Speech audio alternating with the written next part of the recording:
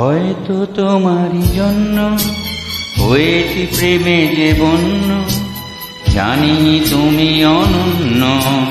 আশার হাত বাড়াই যদি কখনো একান্তে, চেয়েছি তোমায় জানতে শুরু থেকে শেষ প্রান্তে, ছুটে ছুটে গেছি তাই।